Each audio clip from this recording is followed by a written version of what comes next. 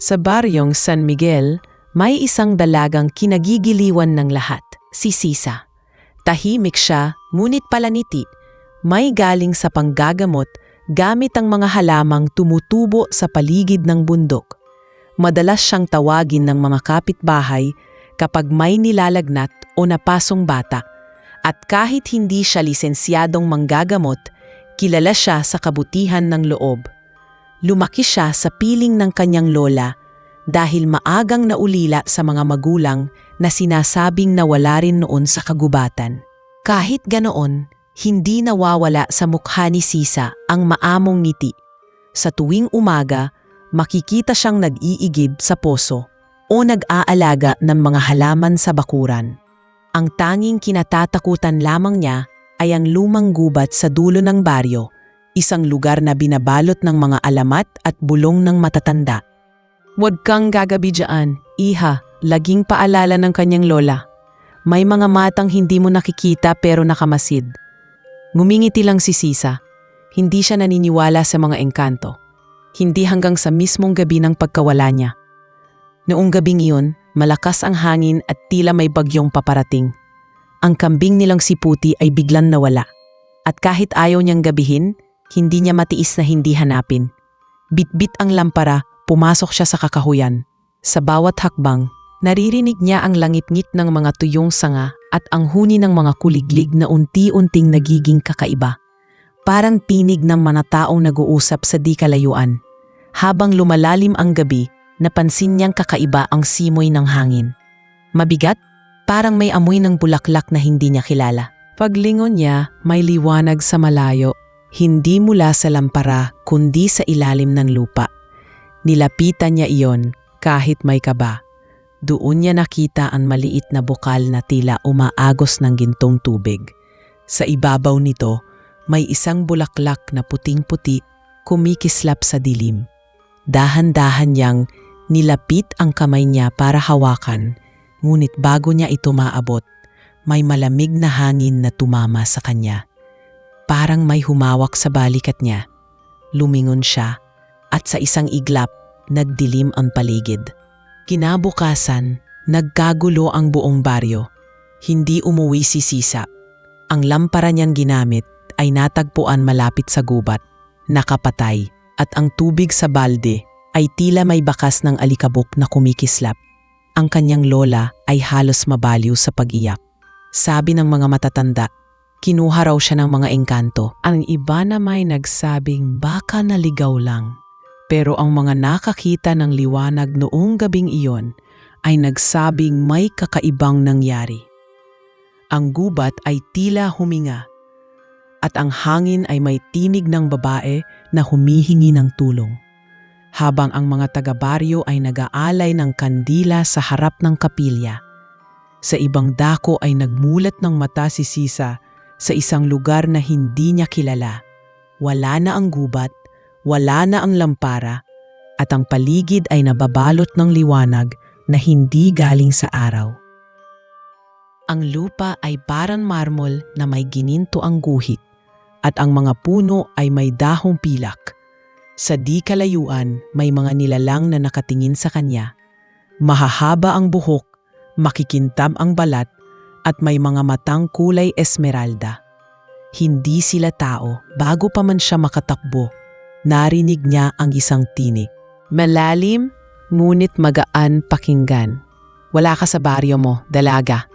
Lumingon siya at nakita ang isang lalaking nakaupo sa trono ng batong puti. Nakasuot ito ng gintong balabal at may koronang gawa sa liwanag. Ang mga matang iyon ay parang dagat na walang dulo. Hindi niya mawari kung matatakot ba siya o mabibighani. "Sino ka?" nanginginig niyang tanong. "Ako si Maximo," sagot ng lalaki. "Hari ng kahariang hindi nakikita ng mga mortal. At ikaw, Sisa, ay napili kong maglingkod dito." Nanlaki ang mga mata ni Sisa. "Hindi ako alipin," tugon niya, ngunit hindi siya makagalaw. Parang may humihila sa kanya pababa sa lupa. "Hindi kita ginawang alipin," wika ni Maximo. "Ikaw ang inutang ng iyong lahit." Nagtaka siya, ngunit bago pa man siya makapagtanong, lumapit ang mga engkanto at binigyan siya ng puting kasuotan. "Mula ngayon, sabi ng hari. Ang iyong buhay ay sa amin. Habang pinapalitan ng kanyang kasuotan, naramdaman ni Sisa ang kakaibang lamig sa paligid. Ang bawat hakbang niya ay tila may alon ng liwanag na sumusunod. Sa di kalayuan, may ilog na kumikintab na parang ginto at may mga ibong kulay itim na lumilipad sa ibabaw. Kumakanta ng mga salitang hindi niya nauunawaan. Sinubukan niyang tumakbo, ngunit bawat pintuan ng palasyo ay nagiging pader. Ang tanging daan palabas ay pabalik sa trono ng hari. Muling nagsalita si Maximo, mababa ngunit malinaw. Hindi ka pa handa umalis. Dito mo matutunan kung sino ka talaga. Napatingin si Sisa sa kanyang mga kamay at doon niya napansin ang kakaibang marka sa kanyang palat. Isang bilog na may guhit sa gitna, kumikislap sa parehong liwanag ng ilog. Hindi niya alam kung bakit, pero pakiramdam niya ay dati na niyang nakita iyon. Habang unti-unting nagbidilim ang paligid, tumindig ang hari at lumapit sa kanya. Matulog ka, Sisa, wika nito, dahil bukas magsisimula ang iyong paglilingkod. At sa isang iglap, bumigat ang kanyang mga mata. Patang huling nakita niya bago siya tuluyang mawalan ng malay ay ang malamlam na ngiti ni Haring Maximo. Ang ngiting magpapabago sa takbo ng kanyang buhay magpakailanman. Sa baryo, patuloy na hinahanap si Sisa. Sa ilalim ng buwan, naririnig pa rin ng mga tao ang kanyang pangalan na tila binubulong ng hangin mula sa gubat. Ngunit walang nakakakita sa kanya. Sa kabilang mundo, siya ay gising. At sa bawat paghinga, naririnig niya ang tibok ng puso ng isang nilalang na hindi tao. Ngunit tila konektado sa kanya mula noon pa man. Pagmulat ni Sisa, ang unang tumambad sa kanya ay ang kisap ng ilaw na parang sumasayaw sa kisame. Ang paligid ay hindi katulad ng mundo ng mga tao. Ang mga pader ng silid ay gawa sa parang kristal na humihinga, nagbabago ng kulay sa bawat tibok ng kanyang puso. Sa tabi niya ay may mahabang mesa na puno ng mga prutas na hindi niya kilala. May mga prutas na kumikislap, iba'y parang gawa sa usok, at may isa na tila may sarili ring liwanag. Hindi niya alam kung saan siya naroroon, ngunit nararamdaman niyang may mga matang nakatingin sa kanya. Dahan-dahan siyang tumayo, at sa sahig na parang salamin, nakita niya ang sarili. Nakasuot na siya ng damit na kulay puti, gawa sa pinong hibla ng liwanag. Bago siya makalapit sa pintuan, biglang bumukas iyon, pumasok ang isang nilalang na babae.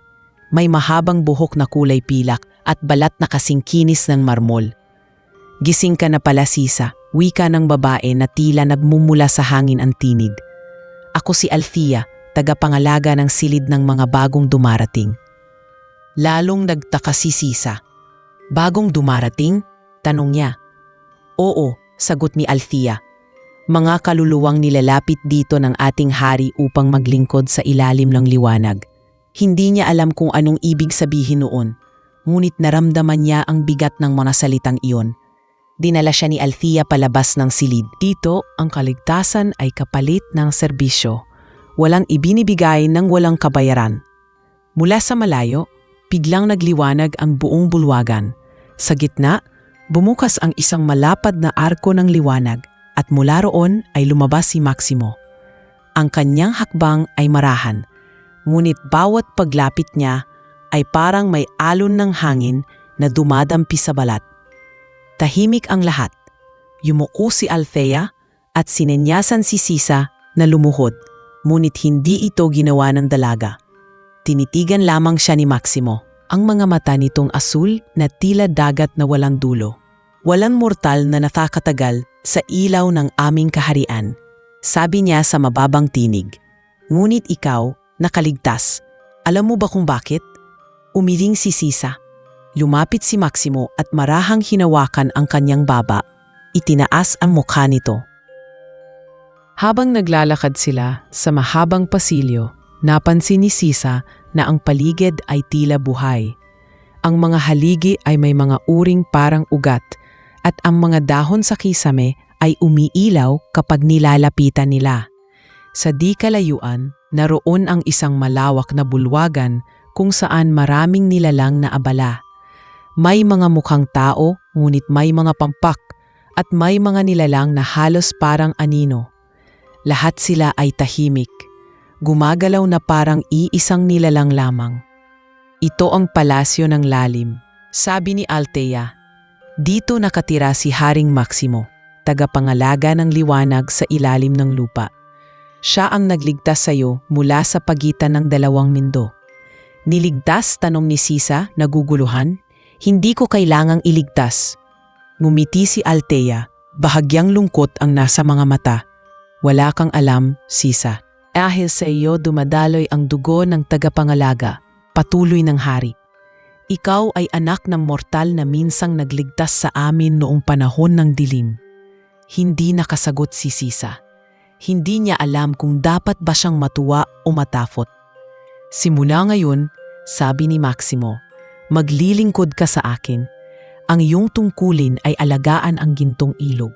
Dito dumadaloy ang lakas ng kaharian, at tanging dalagang may pusong malinis ang maaaring humawak sa tubig nito. Sinamahan siya ni Althea patungo sa ilog. Habang naglalakad sila, nararamdaman ni Sisa ang mga tingin ng mga nilalang sa paligid. May ilan na parang galit, may ilan na parang naaawa. Nang marating nila ang gilid ng ilog, halos hindi siya makapaniwala sa nakikita. Ang tubig ay hindi tubig kundi tila likidong ginto na dumadaloy at may liwanag na parang araw.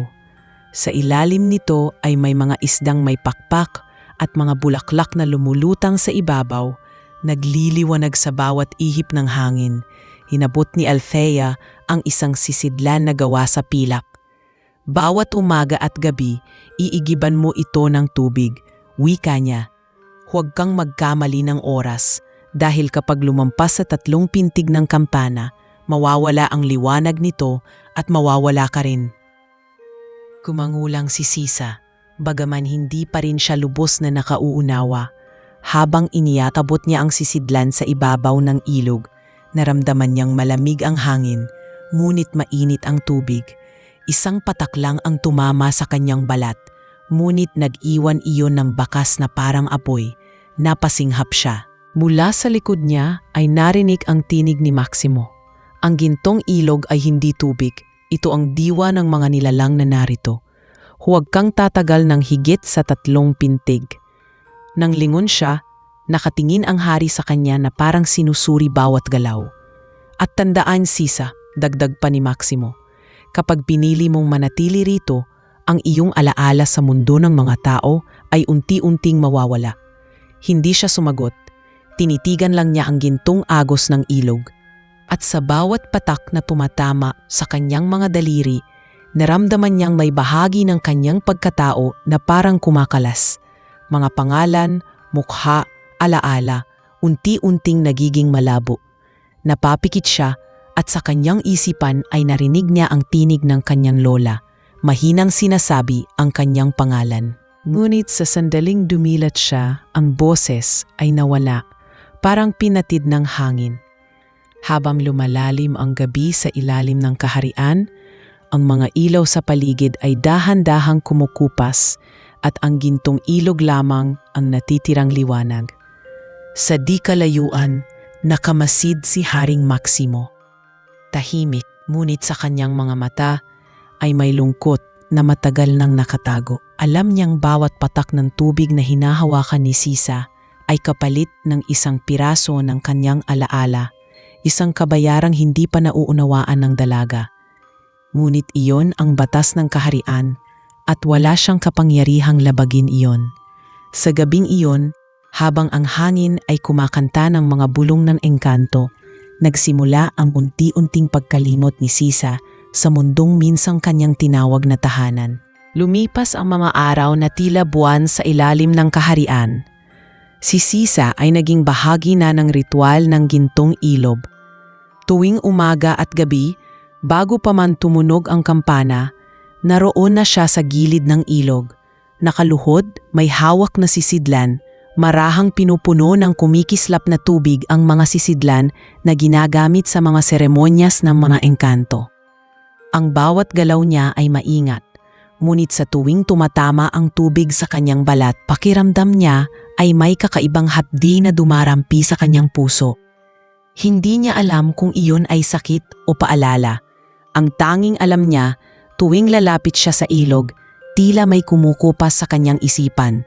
Ang mga alaala ng baryo, ng kanyang lola, ng buhay sa lupa. May mga gabi na nauupo siya sa tabi ng ilog, pinagmamasdan ang mga alon na parang mga kamay na sumasayaw. Sa tuwing pipikit siya, may mga imahe siyang nasisilayan. Isang bahay na pawid, isang matandang babae na may hawak na rosaryo, at isang kambing na umiinit sa gitna ng ulan. Ngunit pagdilat niya, mabilis ding nawawala ang mga iyon, parang usok sa hangin. Bakit ko hindi na maalala ang mukha ni Lola? Tanong niya minsan kay Althea. Ngunit ang tagapangalaga ay ngumiti lang at sinabing, hindi lahat ng alaala ay dapat mong dalhin dito. Ang araw ng paglilingkod ay hindi madali. Bukod sa pag-igib, kailangan din niyang mag-alay ng pagkain sa gintong altar sa gitna ng bulwagan. Ang mga pagkain iyon ay kakaiba, mga prutas na kumikislap, tinapay na tila gawa sa liwanag, at mga alak na kulay asul. Habang nag-alay siya, naririnig niya ang mahinang awit ng mga engkanto. Parang panalangin na may halong lungkot. Minsan, habang nag-aayos siya ng mga bulaklak sa harap ng altar, napansin niyang ang mga bulaklak ay umiiyak. Ang kanilang luha ay parang kristal na bumabagsak sa sahig at nawawala bago tumama sa lupa. Ngunit ang pinakamabigat sa lahat ay ang pag-aalaga niya sa mga ibong itim. Ang mga ito ay hindi karaniwang ibon. Ang mga mata nila ay kulay ginto at ang kanilang mga pakpak ay parang usok.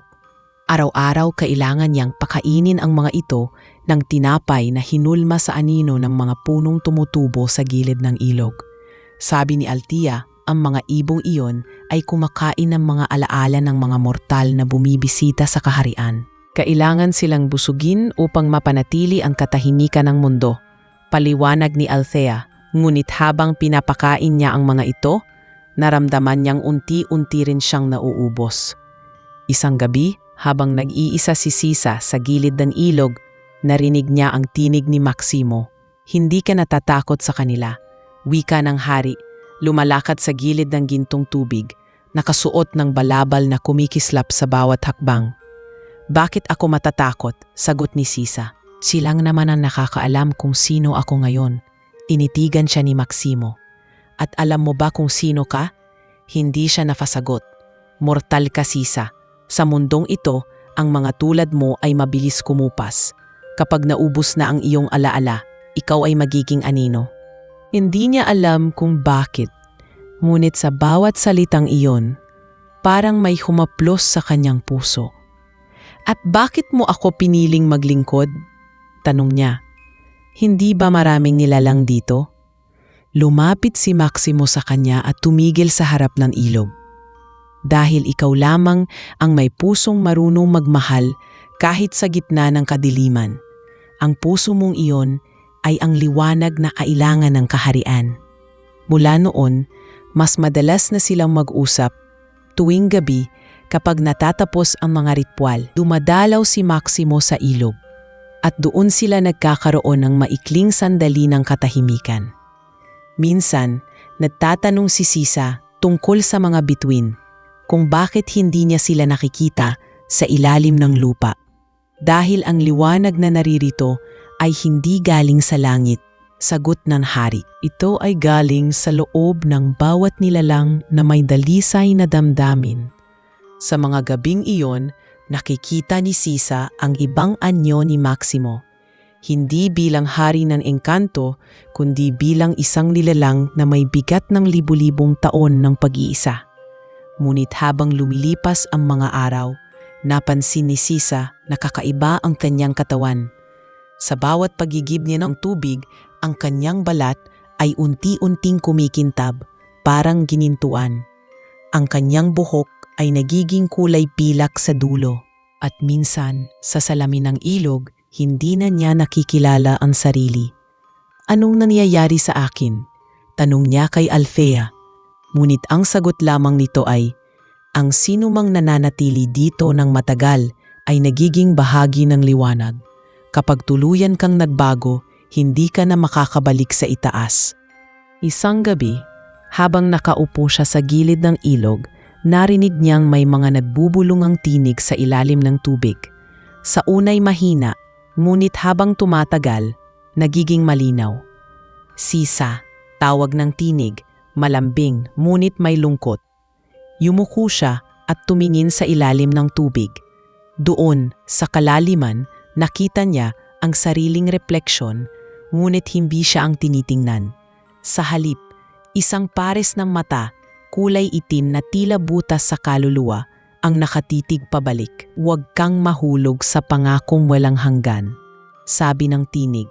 Dahil sa mundo ng mga walang kamatayan, ang pag-ibig ay isa ring anyo ng pagkamatay. Napaatras siya, naninginig. Ngunit bago pa siya makaalis, nasa likuran na niya si Maximo. Tahimik, ngunit malapit. May narinig ka? Tanong ng hari. Umiling siya, kahit alam niyang oo. Marahang hinawakan ni Maximo ang kanyang kamay at sa pagdampi ng balat nito naglaho ang mga bulong. Huwag kang matakot, Sisa, sabi niya. Ang ilog ay may sariling boses, ngunit tanging ang may pusong nagmamahal ang nakaririnig niyon. Muling lumingon si Sisa sa hari at sa unang pagkakataon, hindi na siya makatingin ng diretsyo. May kung anong init sa dibdib niya na hindi niya maipaliwanag. Sa gitna ng katahimikan ng kaharian, sa pagitan ng gintong liwanag at malamig na hangin, nagsimulang tumubo ang isang damdaming hindi dapat umusbong sa pagitan ng isang mortal at ng isang walang kamatayan. Sa gabing iyon, habang ang mga ibong itim ay humihimig sa dilim, alam ni Sisa na nagsisimula na siyang maglingkod, hindi lamang sa utos ng hari, kundi sa pagtibok ng pusong unti-unti niyang nakakalimutan kung kanino pa ba talaga ito tumitibok. Lumipas ang mga araw sa ilalim ng kaharian, at si Sisa ay patuloy sa kanyang paglilingkod. Ngunit habang tumatagal, may mga gabi siyang tila hindi mapakali. May mga bulong sa paligid, mga tinig na hindi niya kilala, na tila nagmumula sa ilalim ng ilog ng ginto. Minsan habang nag-iigib siya, naririnig niya ang mga tinig na bumubulong ng kanyang pangalan. Mahina, ngunit malinaw. Sisa. Parang tinatawag siya pabalik sa isang lugar na hindi niya matandaan. Ang mga imahe ng kanyang nakaraan ay parang mga aninong naglalaro sa gilid ng kanyang isip. Ngunit sa tuwing pipilitin niyang alalahanin, may hangin na tila humihigop sa mga iyon, nagbubura sa bawat detalye. Isang gabi, habang siya ay nag-iigib sa ilog, napansin niya ang kakaibang liwanag sa ilalim ng tubig. Para bang may nilalang na naglalakad sa kailaliman. Nakatayo siya sa gilid, nagtataka, nang biglang may malamig na hangin na dumampi sa kanyang batok. Paglingon niya, isang matandang diwata ang nakatayo sa likod niya, nakasuot ng balabal na gawa sa mga dahong pilak. Ang mga mata nito ay kulay asul, ngunit may bahid ng lungkot. Hindi ka dapat narito ng mag-isa. Wika ng diwata sa mababang tinig. Ang ilog na ito ay hindi tahimik sa gabi. Nagtataka si Sisa. Sino ka? Tanong niya. Ako ang tagapangalaga ng mga alaala. Tinatawag nila akong Liriana. Sagot ng diwata. Narito ako para bigyan ka ng babala. Ang mundong iko ay hindi para sa iyo. Hindi maintindihan ni Sisa ang kanyang ibig sabihin. Ako'y tagapagsilbi ng hari, sagot niya. Hindi ko pwedeng iwan ang aking tungkulin. Tinitigan siya ni Liriana. Ang mga mata nito ay tila nakakakitaan ng kaluluwa. Hindi mo alam ang kapalit ng iyong paglilingkod. Sabi nito, sa bawat pagtulo ng tubig sa iyong kamay, may bahagi ng iyong sarili na kinukuha ng kaharian. Kapag tuluyan kang naubos, hindi mo na makikilala ang sarili mo. Bakit mo sinasabi ito sa akin? Tanong ni Sisa, naninginig. Dahil gusto kitang iligtas, tugon ng diwata. Ngunit tandaan mo ito, dalaga. Kung gusto mong makabalik sa mundo ng mga tao, huwag kang i-inlove sa hari. Napalumok si Sisa, natigilan. Bakit? Tanong niya. Dahil kapag minahal mo siya, hindi na mabubura ang ugnayan ninyo. Ang puso mo ay magiging tulay sa pagitan ng dalawang mundo at ang tulay ay laging gumuho. Bago pa siya makasagot, biglang lumiwanag ang paligid. Sa gitna ng ilog ay lumitaw si Haring Maximo, nakasuot ng balabal na ginto, at ang liwanag mula sa kanyang katawan ay nagpatigil sa paghinga ni Sisa. "Sino ang kausap mo?" tanong ng hari sa malamig na tinig. Lumingon siya, ngunit wala na si Liriana. Parang usok na naglaho sa hangin. "Wala po, mahal na hari," tugon ni Sisa, halos hindi makatingin sa kanya. May narinig lang akong hangin. Lumapit si Maximo, tinitigan siya ng matalim. "Ang hangin dito ay hindi basta hangin, Sisa. Minsan dala nito ang mga alaala ng mga nilalang na matagal nang nawala." Dahan-dahan siyang lumapit pa at sa bawat hakbang niya nagliliwanan ang paligid. "Ngunit huwag kang matakot," dagdag ng hari. "Walang makapananakit sa iyo hanggat ako ang iyong pinaglilingkuran." Ngunit habang sinasabi iyon, naramdaman ni Sisa ang kakaibang tibok ng kanyang puso. Hindi iyon takot, kundi isang damdaming hindi niya maipaliwanag, isang imit sa dibdib na parang apoy na hindi niya alam kung saan nanggagaling. Mula noon, tuwing naroon ang hari, hindi siya makatingin ng diretso. Sa bawat utos nito, pakiramdam niya ay hindi lang siya alipin, kundi isang nilalang na gustong alamin kung ano ang pumipintig sa puso ng isang hari ng engkanto. Isang gabi, nag-utos si Maximo na samahan siya sa punong kristal, isang lugar sa gitna ng kagubatan ng kaharian. Habang naglalakad sila, ang daan ay nagliliwanag sa bawat hakbang ni Maximo. Ang mga puno ay yumuyuko na parang may paggalang. "Ito ang puso ng aming kaharian," sabi ng hari. "Dito nakatago ang liwanag na bumibuhay sa lahat ng nilalang dito." Tumigil sila sa harap ng isang punong puti na may ugat na parang mga daliri. Sa gitna nito ay may bilog na kristal na umiilaw. "Ito ang kristal ng liwanag," paliwanag ng hari. "Kapag ito ay namatay, mawawala rin ako." Tahimik si Sisa. Hindi niya alam kung bakit sinasabi ito ni Maximo sa kanya. "Bakit mo ito ipinapakita sa akin?" tanong niya. "Dahil ikaw lang ang mortal na hindi nasusunog sa liwanag nito," sagot ng hari. "Ikaw lang ang may kakayahang hawakan ito nang hindi namamatay." Inabot ni Sisa ang kristal, nanginginig ang kamay, at nang mahawakan niya ito, nagliwanag ang buong paligid. Parang may musika sa hangin, at sa loob ng ilang sandali, nakaramdam siya ng kakaibang kapayapaan. Ngunit kasabay niyon ay may suminit na kirot sa kanyang dibdib, parang tinig na nagsasabing, "Huwag kang magtiwala sa liwanag." Napaatras siya at agad siyang sinalo ni Maximo. "Huwag kang matakot," wika ng hari, hawak ang kanyang mga kamay. Sa pagdampi ng kanilang balat, may init na dumaloy sa pagitan nila. Isang init na hindi galing sa liwanag ng kaharian, kundi sa damdamin na unti-unti nang umuusbong. Tinitigan siya ni Maximo, at sa unang pagkakataon, ang malamig nitong mga mata ay nagkaroon ng lambing. "Ang puso ng tao," sabi nito, "ay mas maliwanag kaysa sa anumang ilaw dito sa ilalim."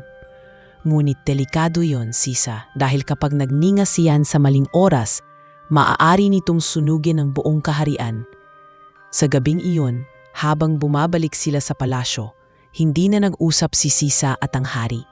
Ngunit sa bawat hakbang nila, ramdam niya ang tibok ng kanyang puso na sumasabay sa bawat yapak ng hari.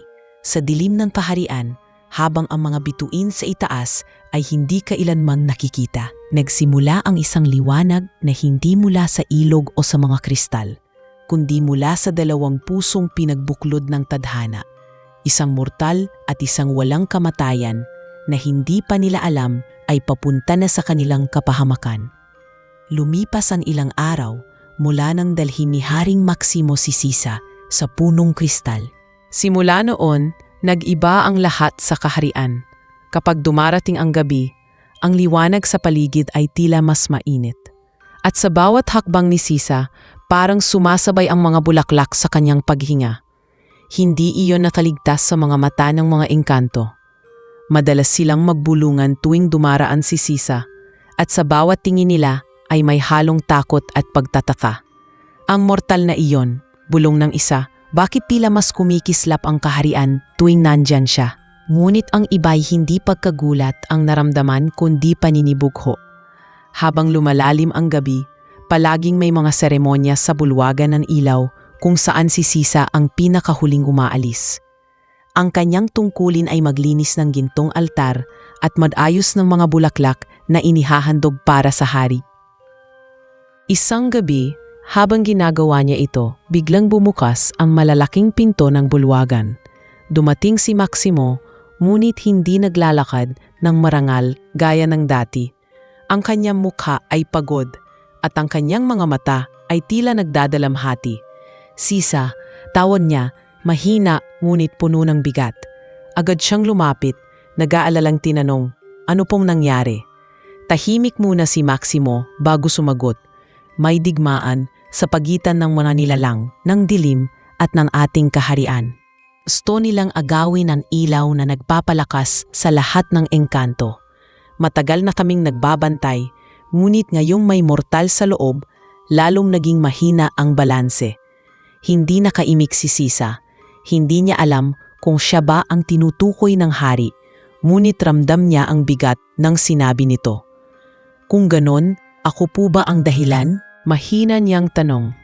Tumitig si Maximo sa kanya. Hindi kita sinisisi, ngunit ang presensya mo rito ay nagising ang mga puwersang matagal nang natutulog. Lumapit si Sisa at sa unang pagkakataon, siya ang humawak sa kamay ng hari. Kung may dapat gawin, turuan ninyo ako, sabi niya. Ayokong maging dahilan ng pangkawasak ng inyong mundo.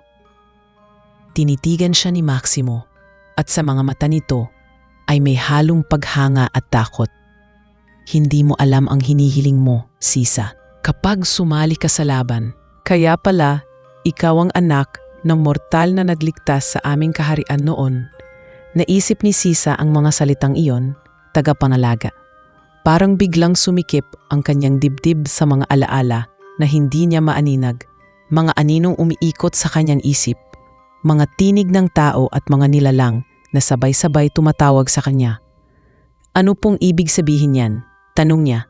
Ang iyong ama, paliwanag ng hari, ay isang mortal na piniling manatili rito sa nakaraan upang itago ang liwanag ng aming kaharian mula sa mga nilalang ng dilim. Ngunit upang magawa iyon, kailangan niyang talikuran ang mundo ng tao. Ang dugo mo, Sisa, ay kalahating mortal, kalahating tagapanalaga. Muling umihip ang malamig na hangin sa bulwagan at ang mga ilaw ay biglang kumislap. Parang may buhay na dumaloy sa paligid. Lumingon si Sisa at nakita ang punong kristal sa di kalayuan. Nanginginig, tila may lumalabas na anino sa ilalim nito. Mahal na hari, sigaw ng isang kawal na engkanto habang pumasok sa bulwagan. May bitak sa ilalim ng punong kristal. Lumalabas ang mga nilalang ng dilim. Mabilis na tumayo si Maximo, ngunit bago pa siya makatakbo palabas, hinawakan siya ni Sisa sa braso. Hayaan ninyo akong sumama. Umiling ang hari. Hindi, Sisa. Delikado iyon. Hindi ko kayo iiwan. Mariin niyang sagot. Sa huling sandali bago sila lumabas, tinitigan ni Maximo ang dalaga. Kung ganon, manatili ka sa aking tabi. Anumang mangyari, huwag kang lalapit sa ilog. Tumango si Sisa, kahit hindi niya lubos na nauunawaan kung bakit. Sa gitna ng kaguluhan, nakita niya ang mga nilalang ng dilim, mga aninong may pulang mata, gumagapang sa paligid ng punong kristal, sinusubukang wasakin ito. Ang mga engkanto ay lumilipad, may hawak na sibat ng liwanag, ngunit sa bawat tama, muling nabubuo ang mga nilalang. Sa gitna ng labanan, si Maximo ay nakatindig, itinaas ang kamay at sa isang sigaw, nagliwanag ang paligid. Ang liwanag ay dumaloy mula sa lupa, sumira sa mga anino. Ngunit bawat paggamit ng kapangyarihan ng hari ay kapalit ng kanyang lakas. Nakamasid si Sisa, nanginginig nang makita niyang dahan-dahang nanlalabo ang mga mata ni Maximo. Agad siyang tumakbo palapit, kinuha ang kanyang kamay At sa sandaling nagtagpo ang kanilang balat, biglang nagliwanag ang paligid ng mas matindi pa sa dati. Ang mga nilalang ng dilim ay napasigaw at naglaho sa hangin. Ngunit kasabay ng liwanag ay ang pagkaputol ng hininga ni Sisa. Sa loob ng ilang sandali, parang hindi siya makagalam. Ang kanyang mga mata ay nagdilim at sa gitna ng katahimikan, narinig niya ang bulong ng diwata na dati niyang nakausap. Ang pag-ibig sa hari ay simula ng pagtatapos. Nang magising siya, nasa loob siya ng silid ng mga tagapangalaga. Si Maximo ay nakaupo sa tabi niya, ang mga kamay ay nakahawak sa kanya. "Bakit mo ginawa iyon?" tanong ng hari. "Nailigtas mo kami, ngunit kapalit noon ay ang kalahati ng iyong buhay." Mahinang ngumipi si Sisa. "Ang mahalaga ay ligtas kayo." Yumuko si Maximo at sa sandaling iyon, nagtagpo ang kanilang mga mata. "Hindi ko na kayang itago, Sisa," wika ng hari. "Mula nang dumating ka, nagbago ang liwanag ng aking kaharian. Hindi ito dahil sa kapangyarihan mo, kundi dahil sa iyo." Tahimik si Sisa, ngunit sa loob ng kanyang dibdib ay may tibok na ngayon lang niya naramdaman. Isang pag-ibig na ipinagbabawal, ngunit hindi na kayang pigilan. Habang tinititigan niya si Maximo, alam niyang simula pa lamang iyon ng mas mabigat na kapalarang nakatakda sa kanilang dalawa. Sa kahariang walang gabi, may dalawang pusong sabay na nagningning, ngunit bawat ilaw ay may katapat na dilim na darating. Sa mga araw na sumunod, unti-unting nagbago ang takbo ng kaharian. Ang mga engkanto ay muling naging payapa, ngunit ang liwanag ng punong kristal ay hindi nakasingningning ng dati. Sa bawat pag-ikot ng oras sa ilalim ng lupa, ramdam ni Sisa na may nangyaring kakaiba kay Haring Maximo. Minsan makikita niya itong tahimik sa gilid ng ilog ng ginto, nakatitig sa pagdaloy ng tubig na tila may tinitimbang sa isipan. Bakit tila naglalaho ang sigla ng liwanag? Ngumiti lamang si Maximo, ngunit sa likod ng ngiting iyon ay may pagod na hindi maitago. Ang bawat kapangyarihan ay may hangganan, Sisa. Kahit ang hari ay kailangang magbayad sa ginamit niyang lakas. Simula nang maganap ang labanan, mas madalas na siyang tawagin ng hari upang samahan ito sa mga ritual. Hindi lamang bilang tagapagsilbi, kundi bilang kasama. Sa mga gabing tahimik, naglalakad sila sa mga daanan ng liwanag, kung saan ang mga puno ay kumikislap sa bawat yapak nila. Doon madalas magsalita si Maximo hindi bilang hari kundi bilang nilalang na minsang nangarap maging katulad ng mga mortal. Ang mga tao, wika niya minsan, ay may kakayahang magmahal ng hindi natatakot na matay. Sa amin, ang pag-ibig ay kapantay ng kamatayan. Tahimik lang si Sisa habang nakikinig. Ngunit sa bawat salitang binibitawan ng hari, lalo niyang nararamdaman ang kakaibang pagdikit ng kanilang mga kaluluwa. Ang kanyang puso ay unti-unting nagigising sa damdamin na pilit niyang nilalabanan. Alam niyang mali na hindi siya dapat umibig sa nilalang na hindi mortal. Ngunit paano mo pipigilan ang damdamin kung ang bawat titig ng hari ay tila nagsusulat ng pangalan mo sa hangin? Isang gabi, habang nag-aalay si Sisa ng mga bulaklak sa gintong altar, narinig niyang muli ang tinig ng diwata, ang parehong boses na nagbabala sa kanya noon. "Sisa," mahinang tawag nito. Napalingon siya at sa likod ng haligi ng bulwagan ay muli niyang nakita si Liriana, ang diwata ng mga alaala. "Bakit ka muling nagpakita?" tanong niya, mahina ngunit puno ng kaba. "Dahil papalapit na ang oras," sagot ni Liriana. "Ang pag-ibig ng hari ay sumpang ipinagbabawal. Kapag tuluyan siyang umibig sa iyo, babagsak ang balanse ng kaharian. Ang liwanag ng kristal ay mamamatay at ang dilim ay muling babalik." Naninginig si Sisa. "Hindi ko siya inibig," tugon niya, bagaman alam niyang hindi iyon totoo. Tiniigan siya ng diwata at sa mga mata nito ay may kalunos-lunos na awa. "Hindi mo kailangang sabihin. Ang puso ay hindi kayang magsinungaling, Sisa. Ang tanging paraan upang mailigtas ang kaharian ay ang umiwas sa kanyang yakap. Kapag nagtagpo ang inyong mga puso, mawawala ang kanyang kapangyarihan. Bago pa siya makasagot, biglang bumukas ang pinto ng bulwagan. Nasa harap niya si Maximo. Ang mukha nito ay malamig, ngunit ang mga mata ay tila nasasaktan. Narinig ko ang sinabi ng diwata, sabi ng hari. Bakit mo siya pinapakinggan? Hindi makasagot si Sisa. Yumapit si Maximo at ang bawat hakbang nito ay may bigat. Akala ko nagtitiwala ka sa akin, patuloy ng hari. Hindi ko kailanmang nilayon na saktan ka. Hindi iyon ang ibig kong, ngunit hindi na niya natapos ang sasabihin. Inabot ni Maximo ang kanyang kamay at sa isang iglap, ang paligid ay naglaho. Nang dumilat si Sisa, nasa gitna na sila ng isang malawak na hardin na punong-puno ng mga bulaklak na gawa sa liwanag.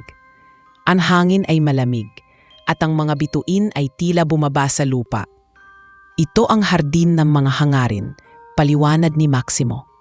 Dito nagmumula ang lahat ng damdamin, takot, lungkot, pag-ibig. Ito ang tanging lugar kung saan walang batas ng engkanto. Nakatitig lamang si Sisa sa kanya habang unti-unting lumalapit ang hari. Kung dito ko ipapahayag ang aking damdamin, walang makakapanakit sa atin. Nanginginig si Sisa. Mahal na hari, bulong niya. Hindi ninyo alam ang inyong sinasabi. Ngunit itinuloy ni Maximo ang paglapit hanggang magtagpo ang kanilang mga mata. Alam ko, sabi niya, at ito ang una kong pagkakataon na umibig ng walang takot.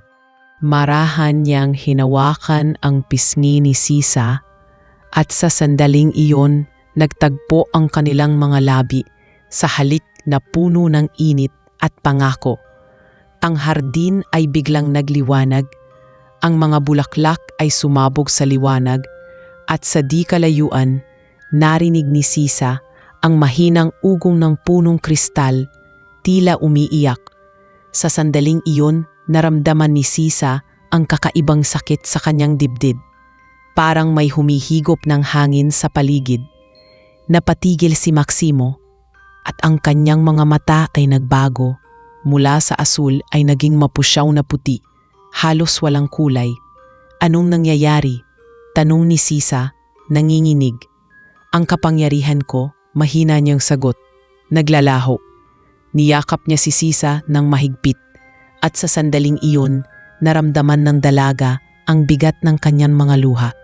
Ito ang kapalit ng pag-ibig ko, Sisa. Alam kong mangyayari ito. Ngunit kung ang kapalit ay ikaw, tatanggapin ko. Hindi, sigaw ni Sisa. Pilit siyang humihiwalay, ngunit mahigpit ang yakap ng hari. Hindi mo kailangang mawala. May ibang paraan. Ngunit numitilan si Maximo. Hinaplos ang kanyang pismi at bumulong. Hindi lahat ng pagkawala ay pagkatalo. Minsan, iyon ang paraan ng pag-ibig. Sa gabing iyon, nagliwanag ang buong kaharian. Ang punong kristal ay umatungal sa liwanag at ang mga engkanto ay nagtipon. Takot at naguguluhan. Sa gitna ng lahat, nakita nilang bumagsak ang dalawang nilalang sa gitna ng hardin ng mga hangarin. Isang hari at isang mortal na babae nakayakap sa isa't isa. Sa ilalim ng gintong liwanag, nagsimula ang unti-unting pagkalagas ng kapangyarihan ni Haring Maximo at ang pag-ibig na inilihim sa aharian ay tuluyan ng nagbukas ng pinto sa isang kapalarang hindi na nila mababalikan. Ang liwanag ng hardin ng mga hangarin ay unti-unting kumupas matapos ang gabing iyon. Ang mga bulaklak na dati kumikislap ay naglaho sa isang iglap at ang mga engkanto ay nakaramdam ng kakaibang lamig na hindi nila naranasan noon. Sa bulwagan ng liwanag, nagtipon ang mga tagapayo ni Haring Maximo. Ang mga tinig nila ay may halong takot at pagkadismaya. Ang hari ay humina, sabi ng isang matandang engkanto. Ang ugnayan niya sa mortal ang dahilan. Kapag hindi natin kumilos, magugunaw ang kaharian. Kung walang sinuman ang naglakas ng loob na lapitan ang hari, sapagkat mula ng gabing iyon, nakulong si Maximo sa loob ng silid ng punong kristal. Tanging si Sisa lamang ang pinapayagan niyang pumasok. Sa loob ng silid Ang hangin ay mabigat. Ang punong kristal na dati nagliliwanag ng malaaraw, ngayon ay may bahid ng kadiliman sa mga ugat nito. Si Sisa ay nakaupo sa tabi ni Maximo, pinupunasan ang pawis sa noo ng hari. Maputla na ito at ang dating ningning ng kanyang balat ay halos wala na. Huwag mo na akong bantayan, mahinang sabi ni Maximo, nakapikit. Bumalik ka na sa ibabaw, hindi ka rito nababagay. Ngunit umiling si Sisa, pinipigil ang luha. Hindi ko kayang iwan ka. Kung ito ang kabayaran ng ating pag-ibig, haharapin ko ito kasama mo. Tahimik silang pareho. Sa labas ng silid, naririnig ang mga yabag ng mga engkanto na nagbabantay. Mula sa malayo, may mga ugong na tila nagmumula sa kailaliman ng lupa. Mga aninong unti-unting kumigising. Sa bawat araw na lumilipas, lalo pang humihina si Maximo at kasabay noon ay ang pagdilim ng mga ilog ng ginto. Minsan habang nag-iigib si Sisa, napansin niyang ang tubig ay hindi na kumikislap. Kapag hinawakan niya ito, nagiging malamig at madilim, parang walang buhay. Sa gabing iyon, habang siya'y nag-iisa sa gilid ng ilog, muling lumitaw si Liriana, ang diwata ng mga alaala. Totoo ang babala ko, wika ni Liriana. Ang iyong puso ay nagdulot ng liwanag, ngunit ngayon ito rin ang dahilan ng pagguho. Lumapit si Sisa, nanininig. Sabihin mo sa akin kung paano ko siya maililigtas. Pakiusap niya. Hindi ko hahayaang mamatay si Maximo. Tinitigan siya ng diwata at sa mga mata nito ay may lungkot na lalong nagpalalim sa gabi. May isang paraan, sabi niya. Ngunit ang kabayaran ay mabigat. Kailangang isuko mo ang iyong puso upang mabawi ng hari ang kanyang lakas. Kapag ginawa mo ito, hindi ka na kailanman makikilala niya. Magiging anino ka sa kanyang alaala at ang lahat ng inyong sandali ay mabubura. Napatigil si Sisa. Ang mga kamay ay nanginig. Hindi ko kayang mawala sa kanya. Mahinang sagot niya. Ngunit hindi ko rin kayang makita siyang masira. Sa loob ng ilang sandali, tahimik lang silang dalawa. Ang pag-ibig, sabi ni Liriana, ay hindi palaging pagpapanatili. Minsan ito ay pagbitaw. At sa pagbalik ng hangin sa paligid, naglaho muli ang diwata. Iniwan si Sisa sa gitna ng katahimikan. Kinabukasan, pumasok si Sisa sa silid ng hari na may matatag na desisyon. Nakaupo si Maximo sa tabi ng punong kristal, mahina na ang paghinga at ang mga matay tila nawawalan ng ningning. Lumapit siya, marahang hinawakan ang kamay nito. Mahal na hari, mahina niyang sabi, natutunan kong hindi sa mga salita sinusukat ang pag-ibig, kundi sa sakripisyong handa mong ibigay para sa taong minamahal. Pinilit ngumiti ni Maximo. Sisa, huwag mong sabihin na gagawin mo ang iniisip ko. Ngunit bago pa siya makasagot, inilapat ni Sisa ang kanyang kamay sa ibabaw ng punong kristal. Biglang lumiwanag ang silid at ang mga ugat ng punong iyon ay kumalat sa paligid, parang mga sinag ng araw na bumabalik sa sigla. Sisa! Sigaw ni Maximo. Pilit na lumalapit, ngunit hindi na niya magalaw ang dalaga. Ang katawan ni Sisa ay nagliliwanag at sa gitna ng liwanag ay may tinig na narinig ng lahat ng engkanto. Ang puso ng mortal ay hindi kayang magtaglay ng walang hanggan, ngunit maaari nitong ibalik ang buhay sa isa na kayang magbigay liwanag sa lahat. Sa sandaling iyon, bumalik ang liwanag ng kaharian. Ang punong kristal ay muling kumislap. Ang mga ilog ay nagningning ng ginto at ang mga engkanto ay napaluhod sa pagkamangha. Ngunit sa gitna ng liwanag, tuluyan nang naglaho si Sisa. Ang huling naaalala ni Maximo ay ang kanyang ngiti. Maliit, payapa at puno ng pag-ibig. Sa pagdampi ng liwanag sa kanyang mukha, biglang gumaan ang kanyang katawan. Ang lakas ay bumalik at ang kaharian ay muling naging buhay.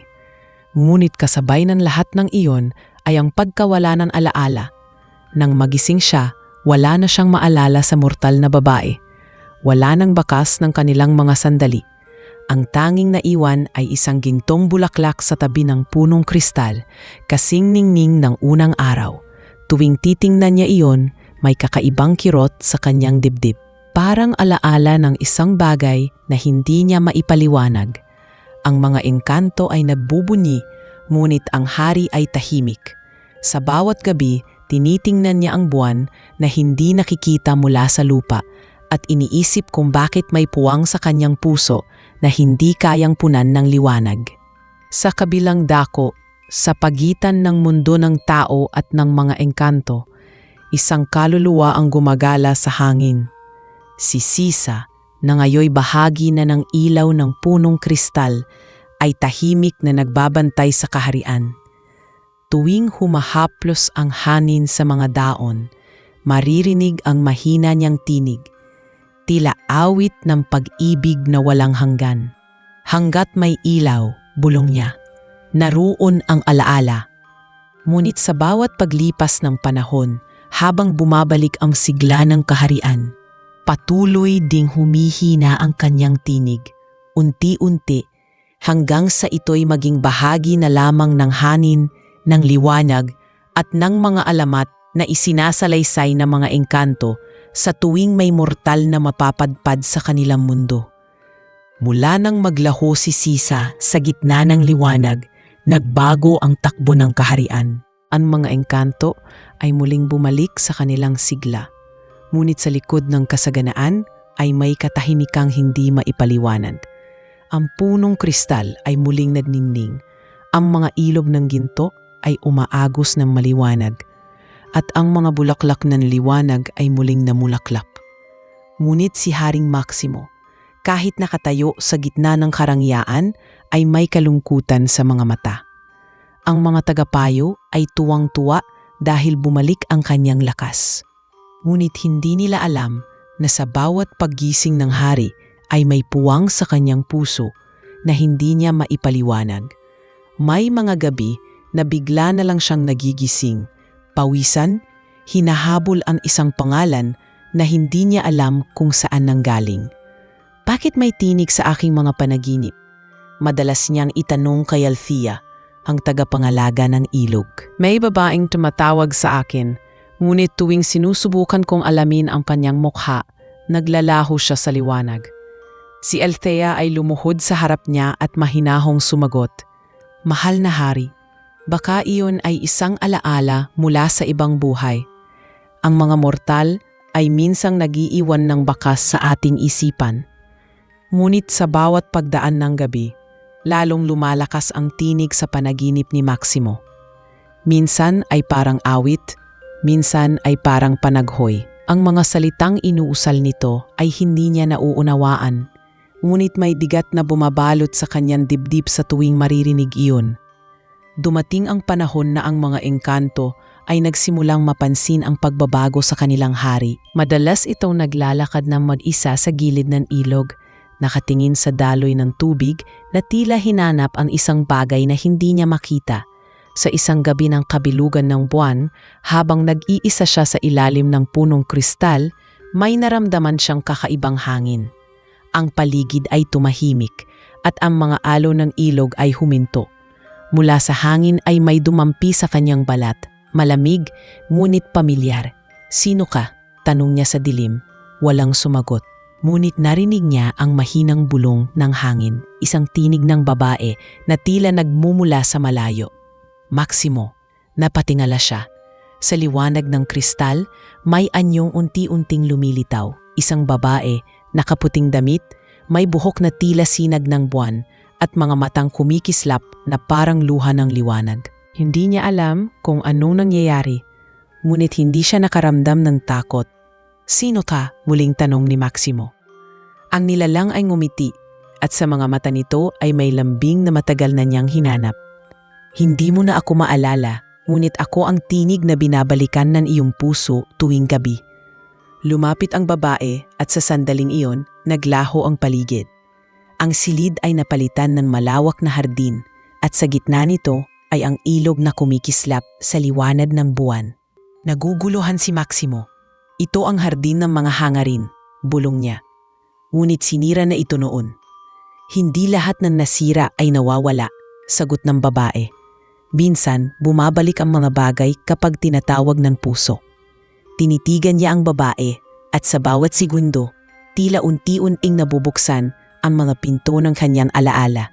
Ang mga sandali ng kanilang pagkikita, ang ilog, ang mga gabi ng pag-uusap, ang halik sa gitna ng hardin, lahat ay bumalik, isa-isa, parang mga bituin na muling nagsisindi sa langit ng kanyang isipan. Sisa, mahina niyang sambit. Sa unang pagkakataon, muling nabigkas ng hari ang pangalang matagal na nakalimutan. Ngunit kasabay ng pagbabalik ng alaala ay ang pag-uga ng kaharian. Ang mga bulaklak ng liwanag ay namulaklak ng sabay, ang punong kristal ay nagningning ng labis, at ang mga engkanto ay nagsigawan, nagulat sa lakas ng enerhiya na bumalot sa paligid. Mahal na hari, sigaw ni Althea, tumatakbo papunta sa bulwagan. Ang balanse ay muling nababago, may pumasok na kaluluwa sa loob ng ilaw. Ngunit si Maximo ay hindi na nakikinig. Sa kanyang harapan ay si Sisa, buhay. Humahawak sa kanyang kamay at sa sandaling nagtagpo ang kanilang mga daliri, muling bumalik ang lahat ng pakiramdam na nawala. Ngunit habang mahigpit silang magkahawak, napansin ni Sisa ang pagdilim ng paligid. Hindi tayo pwedeng manatili ng ganito, sabi niya. Nanginginig ang tinig. Ang pag-ibig natin ang nagbubukas ng pintuan ng dilim. Kapag hindi natin ito isinara, mauulit ang nangyari noon. Ngunit umiling si Maximo.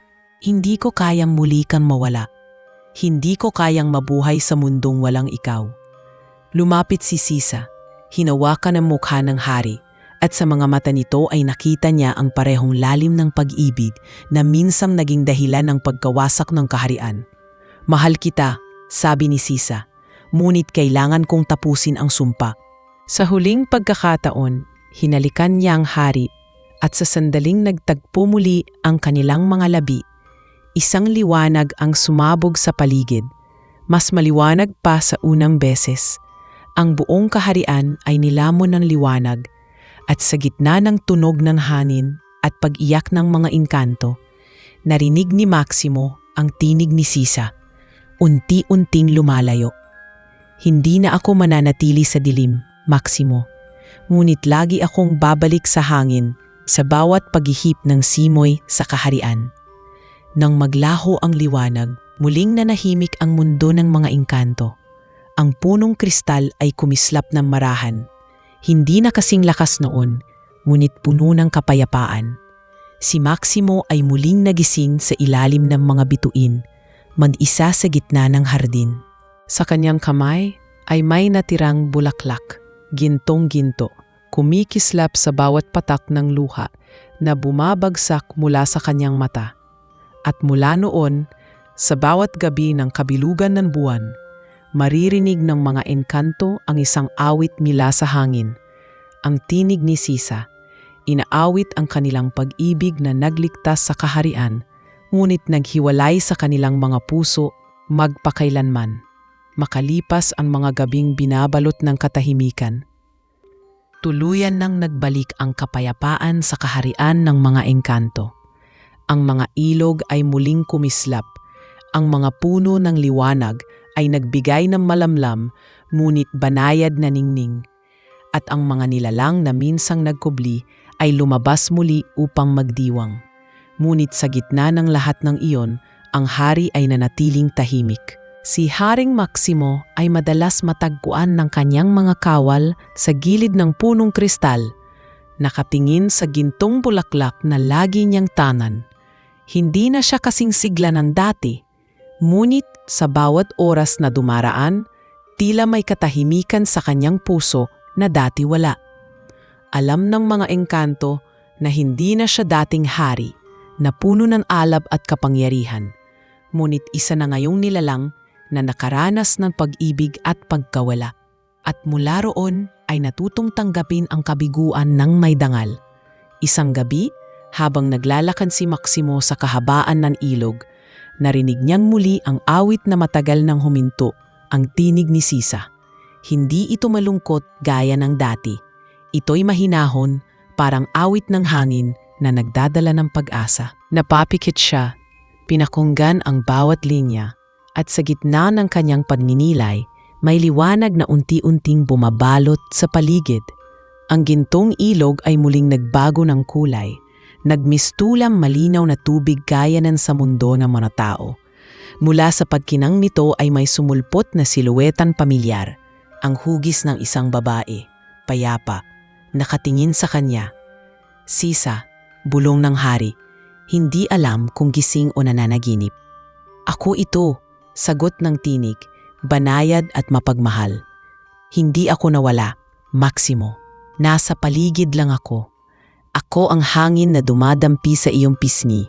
Ako ang liwanag ng ilog tuwing umaga. Lumapit si Maximo, ngunit alam niyang hindi na niya ito muling mahahawakan. Bakit mo muling pinaparamdam ang sarili mo sa akin? Tanong niya, halos pabulong. Dahil may isa pang hindi pa tapos, sagot ni Sisa. Ang mga nilalang ng dilim ay hindi tuluyang naglalo. Hanggat may pusong hindi marunong umunawa ng sakripisyo, may lilim na babalik.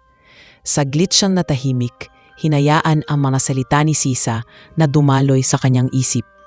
Ano ang dapat kong gawin? Tanong niya. Paano ko maipagtatanggol ang ating kaharian kung wala ka na sa tabi ko? Hindi mo kailangang labanan sila ng mag-isa, tugon ni Sisa. Ang ilaw na iniwan ko ay nasa puso ng mga engkanto. Hindi kailanman namamatay ang pag-ibig na may kabutihan. Sa oras na dumilim muli ang paligid, hayaang magsama-sama ang mga nilalang. Hindi bilang mga tagasunod mo, kundi bilang mga tagapagbantay ng isa't isa. Sa sandaling iyon, nagliwanag ang buong ilog. Ang tubig ay umakyat sa hangin, bumalot kay Maximo, at ang gintong bulaklak na hawak niya ay biglang nagbukas, nagmistulang bituin sa kanyang palad. Mula rito ay lumabas ang isang sinag mangiwanag na tumama sa kalangitan ng kaharian. Ang sinag na iyon ay parang pintuan, isang paalala ng sakripisyo ni Sisa at ng pag-asang ipinagkaloob niya. Kinabukasan, ipinatipon ni Maximo ang lahat ng engkanto. Sa harap ng punong kristal, nagsalita siya ng may bigat at kababaang loob. Mga anak ng liwanag, sabi niya, ang ating kaharian ay minsang halos naglaho dahil sa aking kahinaan. Tinuruan ako ng isang mortal na babae kung ano ang tunay na diwa ng pag-ibig at sakripisyo. Hindi ito tungkol sa paghawak, kundi sa pagbibigay ng liwanag kahit kailangang maglaho. Tahimik ang lahat, walang kumikilos, hanggang sa maramdaman nila ang malamig na simoy ng hangin. Ang mga dahon ng punong kristal ay umalon, at ang mga bulaklak ng ilog ay sabay-sabay na namulaklak. Mula sa taas ng bundok ng ilaw, bumaba ang isang liwanag na hugis babae. Lahat ng engkanto ay napaluhod. Si Maximo ay ngumiti dahil alam niyang si Sisa iyon, hindi bilang katawan, kundi bilang diwa ng kaharian. Ito ang kanyang kaloob, sabi ng hari. Mula ngayon, walang engkanto o mortal na magiging alipin ng sinuman.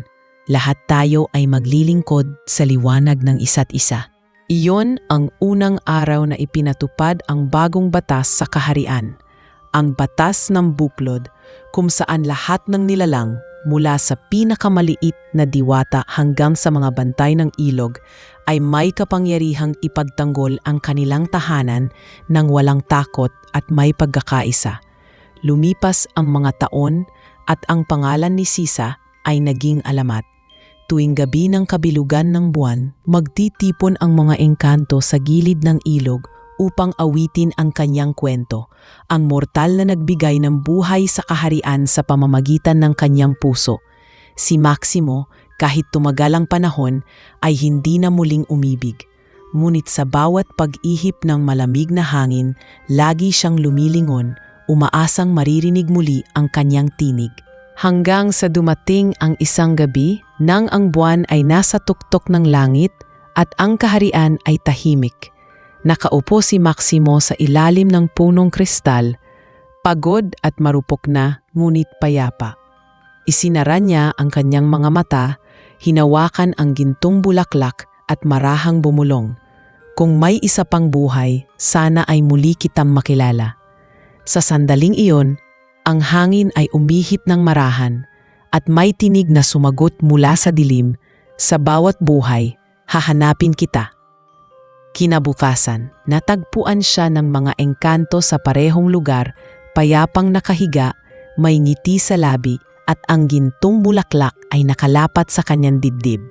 Walang luha, walang takot, tanging liwanag na bumabalot sa kanyang katawan, parang yakap ng isang pag-ibig na hindi kailanmang namatay. Mula noon, sinasabi ng mga matatandang engkanto na kapag ang hangin ay marahang dumampi sa balat, iyon ay pagbisita ni Sisa at ni Maximo, magkasama sa liwanag, nagbabantay sa kahariang minsan nilang minahal at inalay ang kanilang buhay para sa walang hanggang kapayapaan. Pagkaraan ng maraming taon, ang pangalan ni Sisa ay naging alamat na isinasalaysay ng bawat nilalang sa kaharian ng mga engkanto. Sa bawat kabilugan ng buwan, ang mga batang diwata ay pinipilit gisingin ng kanilang mga magulang upang marinig muli ang kwento ng mortal na nagmahal sa kanilang hari at nag-alay ng buhay upang ibalik ang liwanag sa kanilang mundo. Ngunit habang lumilipas ang mga siglo, nagbago ang anyo ng kwento. Sa iba, si Sisa raw ay isang diyosang bumaba sa lupa upang turuan ng damdamin ang mga engkanto. Sa iba naman, isa siyang sumpa na muling magigising kapag may pusong mortal na umibig sa isang nilalang ng liwanag. Subalit sa mga matatandang nakasaksi pa sa panahon ni Haring Maximo, na natili ang katotohanang si Sisa ay isang simpleng dalaga, isang mortal na minahal ng hari ng mga walang kamatayan. Ang kaharian ay lumago, mas maliwanag kaysa noon. Ang mga nilalang na dating nagkubli ay lumabas na, at bawat sulok ng mundo ng mga engkanto ay naging sagana sa sigla. Ngunit sa gitna ng pag-unlad na iyon, may isang bagay na hindi na ibabalik, ang presensya ni Maximo. Mula nang matagpuan siyang payapang nakahimlay sa ilalim ng punong kristal, ang kanyang espiritu ay naging bahagi ng liwanag ng kaharian. Walang nagluksa ng may dalamhati, bagkus ipinagdiwang nila ang kanyang pagpanaw dahil alam nilang sa kabilang dako, siya at si Sisa ay nagtagpo na. Gayunman, sa mga gabi ng katahimikan, kapag ang ilog ng ginto ay tila bumubulong, may mga engkanto pa ring nagsasabing naririnig nila ang boses ni Maximo, umaawit ng parehong himig na dati niyang binibigkas sa hardin ng mga hangharin. Isang gabi, may batang engkantada na nagngangalang Elira ang napadpad sa tabi ng ilog. Siya ay anak ng mga tagapagbantay ng punong kristal, ngunit kakaiba siya sa lahat. Palaging nagtataka, mahilig magtanong at madalas ay nakakaramdam ng damdaming hindi maipaliwanag. Habang naglalaro siya sa tubig, nakakita siya ng kakaibang bulaklak na lumulutang sa ibabaw ng ilog. Kumikislap iyon ng kulay ginto at sa gitna nito ay may maliit na marka, ang parehong bilog na may guhit na minsang nasa palad ni Sisa. Inabot niya ito at sa sandaling dumikit ang bulaklak sa kanyang balat, may liwanag na bumalot sa paligid. Sa loob ng ilang segundo, nakita niya ang imahe ng isang babae at isang lalaki. Magkahawak kamay, nakangiti at nakatayo sa ilalim ng buwan. Napaatras si Elira, ngunit hindi siya nakaramdam ng takot. Sa halip, nakaramdam siya ng init sa kanyang dibdib, parang tinig ng isang ina na bumubulong sa kanyang puso. "Bantayan mo ang liwanag," sabi ng tinig, "dahil sa bawat hininga mo, may alaala kaming nabubuhay." Nang mawala ang liwanag, naroon pa rin ang bulaklak sa kanyang kamay, at kahit anong gawin niya, hindi niya iyon kayang bitawan. Mula noon, tuwing gabi, pinupuntahan niyang ilog at nakikinig sa bulong ng hangin. At sa bawat paghihip nito, naririnig niya ang parehong awit na umaaliw sa kanya. Hindi niya alam kung bakit, ngunit pakiramdam niya ay may koneksyon siya sa babaeng narinig sa alamat, kay Sisa. Lumipas ang mga taon at lumaki si Elira na may kakaibang kakayahan. Kapag hinawakan niya ang lupa, namumulaklak ito kahit tagtuyot. Kapag tinitigan niya ang tubig, nagiging malinaw ito gaya ng kristal. Maraming engkanto ang nagsimulang magtaka. Ang batang iyon, sabi ng mga matatanda, ay hindi karaniwan. Sa kanyang dugo, tila dumadaloy ang kapangyarihan ng mga mortal at ng liwanag. Maging ang mga tagapayo ng kaharian ay nagsimulang maghinala. Kung totoo ang mga alamat, sabi ng pinakamatanda sa kanila, maaaring siya ang tagapagmana ng puso ni Sisa. Isang gabi, habang si Elira ay nag-iisa sa tabi ng punong kristal, lumapit sa kanya si Liriana, ang diwata ng mga alaala na matagal nang hindi nakikita ng sinuman. Matagal na kitang binabantayan, bata, sabi nito. Sa iyong pagdadalaga, magsisimula kang makarinig ng mga tinig na hindi sa mundong ito. Huwag kang matakot. Ang mga iyon ay mga alaala ng dalawang nilalang na minsan ay nagbigay ng liwanag sa kaharian. Ang dugo mo ay may halong kapangyarihan ng pag-ibig at sakripisyo. Napahawak si Elira sa kanyang dibdib. Bakit po ako? Tanong niya. Dahil ikaw ang sagot sa panawagan ng liwanag, sagot ng diwata. Ang kaharian ay muling haharap sa dilim at tanging ang pusong may halong mortal at engkanto ang makapipigil dito. Nang gabing iyon, nagbago ang takbo ng hangin. Ang mga ilog ay muling nagdilim. Ang mga bituin ay tila nagkubli at sa kalayuan, isang malamig na tinig ang narinig ng buong kaharian. Isang tinig na nagmumula sa kailaliman mula sa mga nilalang ng dilim na minsang nilabanan ni Maximo. Babalik kami, sabi ng tinig, dahil ang liwanag ay walang saysay kung walang anino. Tumindig si Elira, hawak ang gintong bulaklak na ngayoy kumikislap ng mas maliwanag.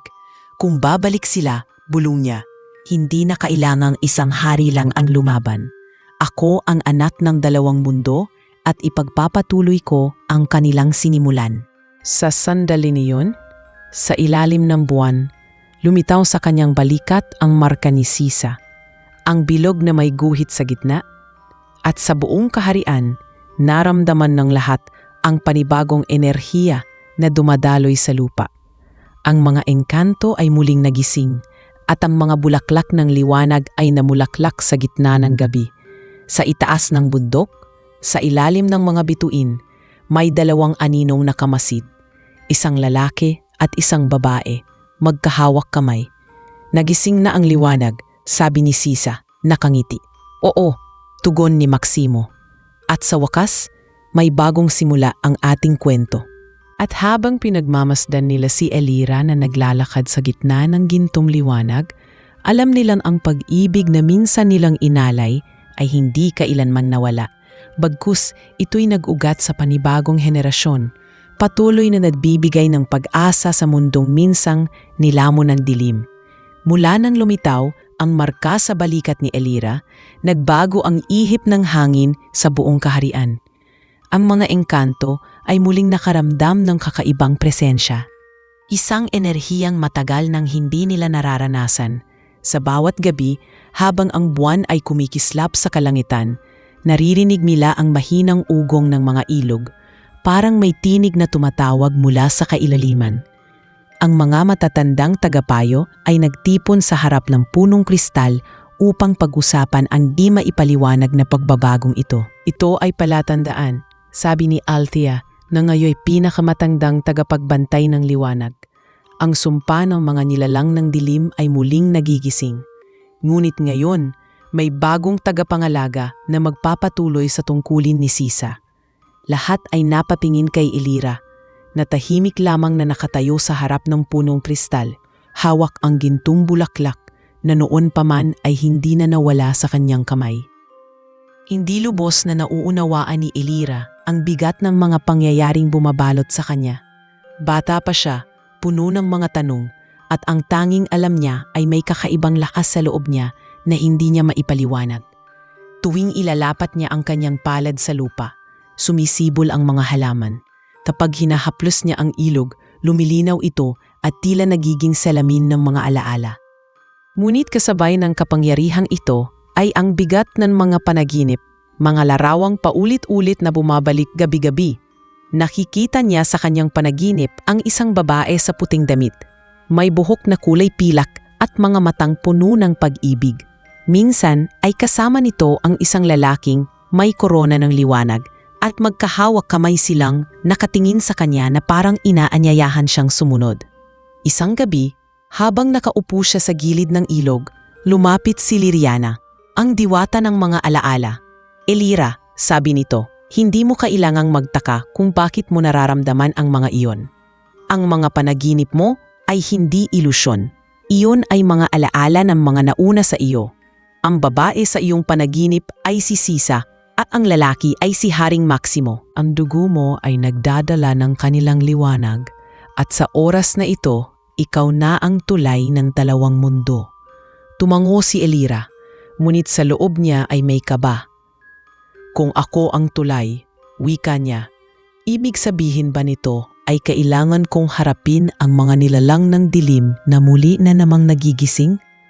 Mumiti si Liriana, ngunit malungkot ang mga mata nito. "Walang tulay na hindi dumaraan sa unos, anak. Sa iyong kamay, nakasalalay ang panibagong pag-asa ng kaharian." Kinabukasan, nagising si Elira sa kakaibang tanawin. Ang kaharian ay tila nagbago ng kulay.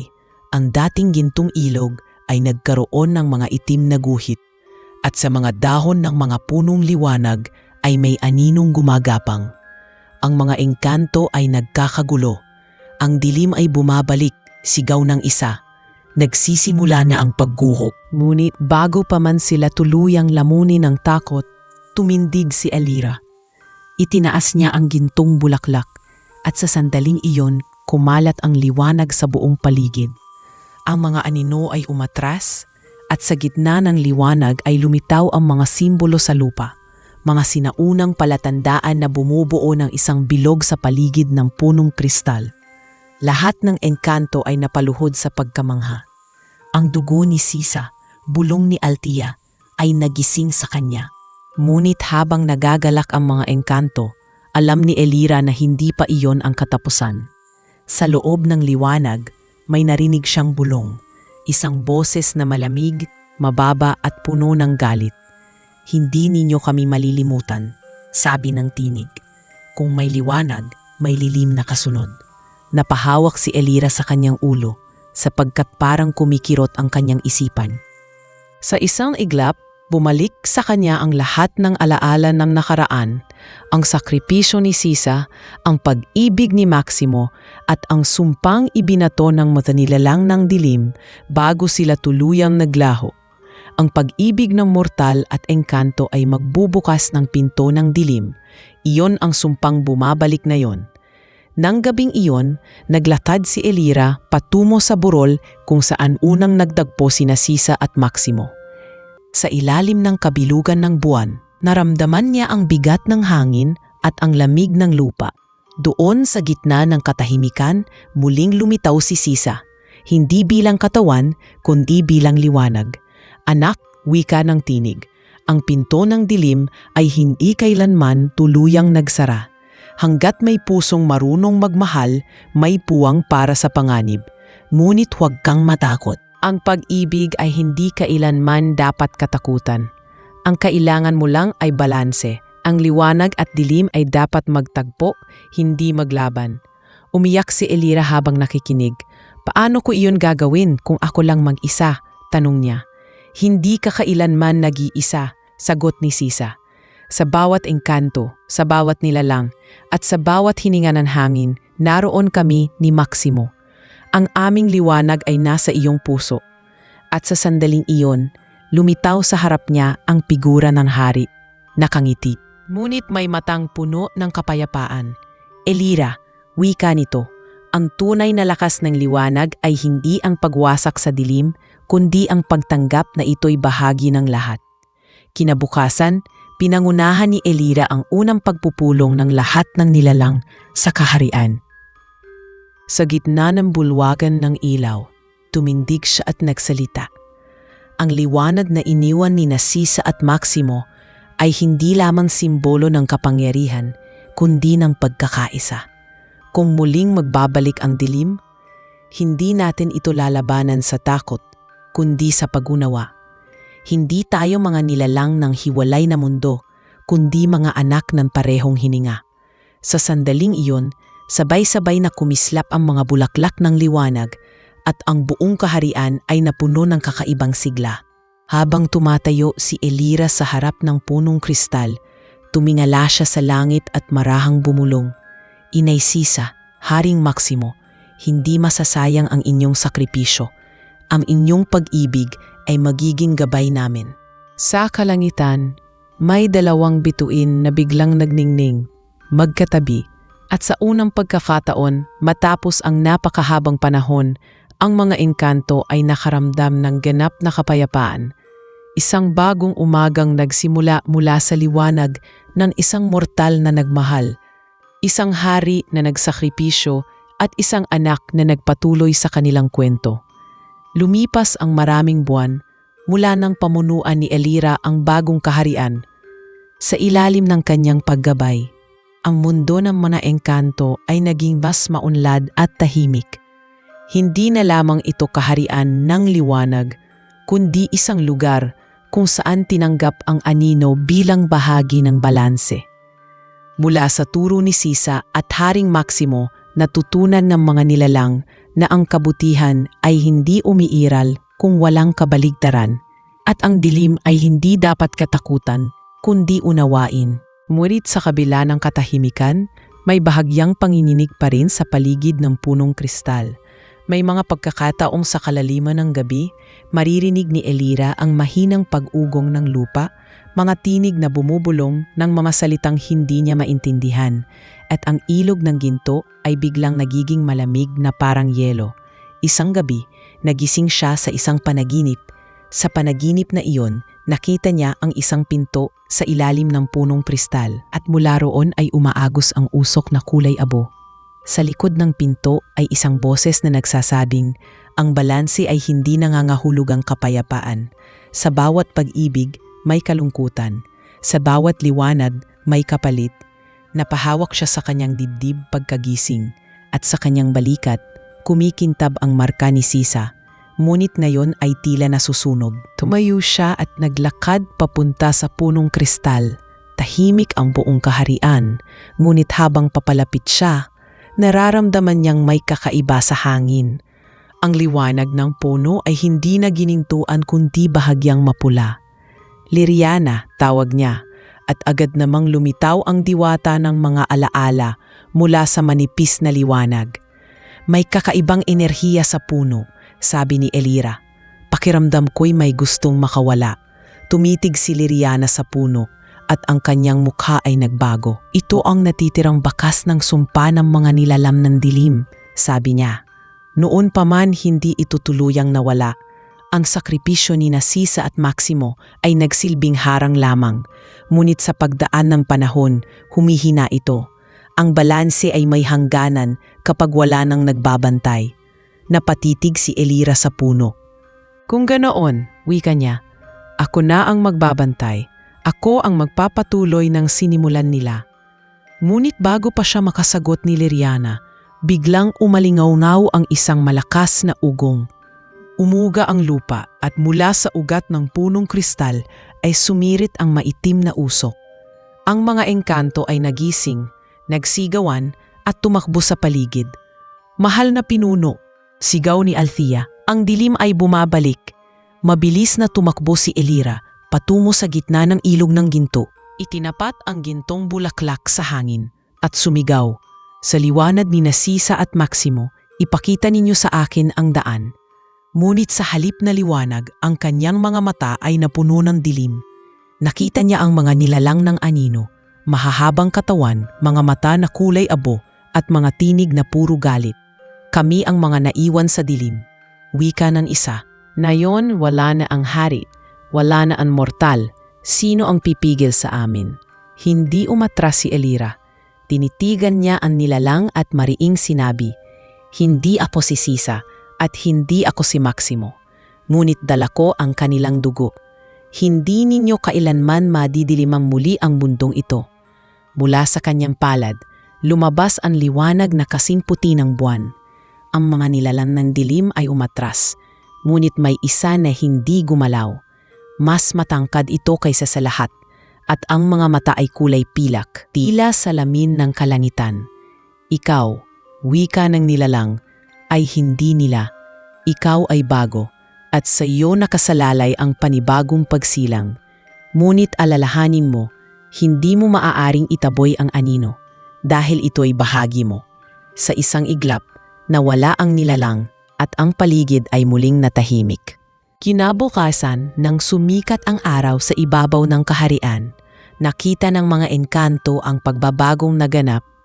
Ang punong kristal ay may bagong anyo. Kalahati ay ginintuan, ngunit kalahati ay kulay abo. Ang mga bulaklak ng liwanag ay nagkaroon ng bahagyang kulay lilim, at ang ilog ng ginto ay nagmistulang salamin, nagpapakita ng liwanag at anino ng sabay. Lumapit si Alfia kay Elira at nagtanong, "Ano ang nangyari, mahal na pinuno?" Tumitig si Elira sa puno, ramdam ang init at lamig sa kanyang balat. Ang kaharian ay hindi na lamang pag-aari ng liwanag, wika niya. Ito ngayon ay kaharian ng balanse. Ang dilim ay hindi kaaway, kundi alaala. Isang paalala na kahit ang liwanag ay nagmumula sa anino. Mula noon, nagbago ang paraan ng pamumuhay sa kaharian. Ang mga engkanto ay natutong tanggapin ang bawat anyo ng lakas. Ang liwanag at dilim ay sabay na ginagamit sa kanilang mga ritual. Ang mga ilaw sa gabi ay mas malambot, at ang hangin ay may awit na parang nagkukwento ng kasaysayan. Si Elira ay itinuring na pinunong may dalawang puso. Isa para sa liwanag at isa para sa anino. Ngunit sa kanyang pag-iisa, sa mga gabing walang hangin, madalas niyang maramdaman ang presensya ng dalawang kaluluwa sa kanyang tabi. Minsan ay maririnig niyang binubulong ni Sisa, "Nagtagumpay ka, anak," at maririnig niyang idinadagdag ni Maximo, "Ngunit tandaan, ang pag-ibig ang pinagmumulan ng lahat, maging ng liwanag at ng dilim." Sa dulo ng bawat araw, tumatayo si Elira sa gilid ng ilog, pinagmamasdan ang paghalo ng gintong liwanag at abong alon. Sa bawat ihip ng hangin, tila naririnig niya ang mga tinig ng dalawang nilalang na minsan ay nagbago ng buong kaharian. Hindi natatapos ang pag-ibig, bulong ng hangin. Ito'y nagpapalit lamang ng anyo. At sa katahimikan ng gabi, sa ilalim ng mga bituin, napangiti si Elira, sapagkat alam niyang ang diwa ni Sisa at ni Maximo ay hindi kailanman naglaho. Nananatili itong buhay sa bawat paghinga ng mundo ng mga engkanto at sa bawat tibok ng puso ng mga nilalang na natutong magmahal kahit sa pagitan ng liwanag at anino. Lumipas ang maraming taon at ang kaharian ng mga engkanto ay naging pinagmumulan ng mga alamat sa parehong mundo ng liwanag at ng dilim. Sa paglipas ng mga panahon, ang mga nilalang na minsang nagkubli ay unti-unting lumitaw sa gitna ng mga mortal. Ang mga tao sa itaas, sa mundo ng lupa, ay minsang nakaririnig ng mga bulong ng hangin at nakakakita ng mga liwanag sa kagubatan tuwing gabi ng kabilugan ng buwan. Hindi nila alam na iyon ay ang paghinga ng kaharian sa ilalim ng lupa, ang kahariang minsang binuhay ng pag-ibig ni Sisa at Haring Maximo. Sa ilalim ng punong kristal na ngayoy kalahating ginto at kalahating abo, nakatayo si Elira, ang pinunong naging simbolo ng bagong kapanahunan. Sa kanyang pantanda, naging mas marunong si Elira. Natutunan niyang pakinggan ang hangin at ang tibok ng lupa, dahil sa bawat ihip nito ay naroon ang mga tinig ng kanyang mga ninuno. Madalas siyang maglakad ng mag-isa sa paligid ng ilog, pinagmamasdan ang mga alon na sabay na may liwanag at lilim. Alam niyang iyon ang tanda ng tunay na balanse. Ang mga engkanto ay natutong mamuhay ng may pagkakaisa, at maging ang mga nilalang ng dilim ay hindi na itinuturing na banta. Sa halip, sila ay mga tagapangalaga ng mga lihim ng mundo. Pinapayagan lamang lumitaw kapag may kailangang ituwid sa pagitan ng dalawang kapangyarihan. Isang gabi, habang ang kaharian ay tahimik, narinig ni Elira ang isang awit na matagal na niyang hindi naririnig. Ito'y mahina sa simula, tila nagmumula sa ilalim ng lupa. Ngunit habang lumalapit siya sa punong kristal, lalong nagiging malinaw ang bawat tono. Liwanag sa dilim, dilim sa liwanag. Isa ang puso, isa ang hangarin. Iyon ang mga salitang paulit-ulit na umaalingaw sa paligid. Tumigil si Elira sa harap ng puno at sa gitna ng mga ugat nito ay may liwanag na unti-unting lumilitaw, hugis ng dalawang nilalang na magkahawak kamay. Sisa, mahina niyang sambit, halos hindi makapaniwala sa kanyang nakikita.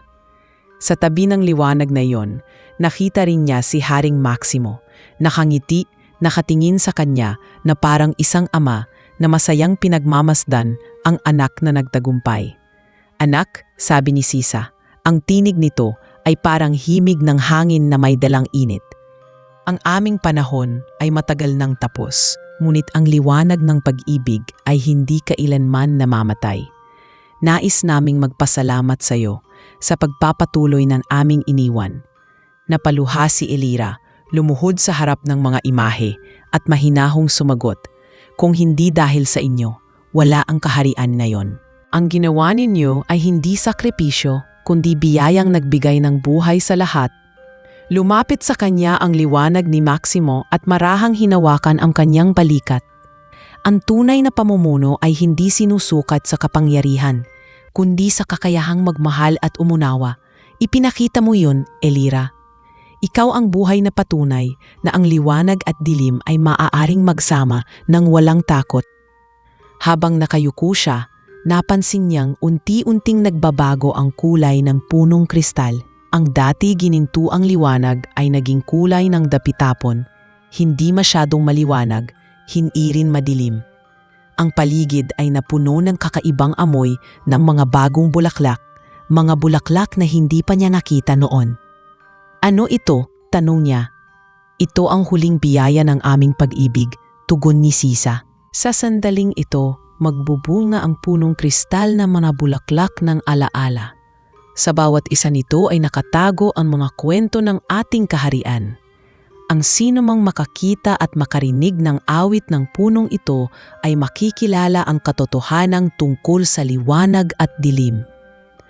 Nang tuluyang maglaho ang mga liwanag ni Sisa at Maximo, tumindig si Elira at tinitigan ang puno.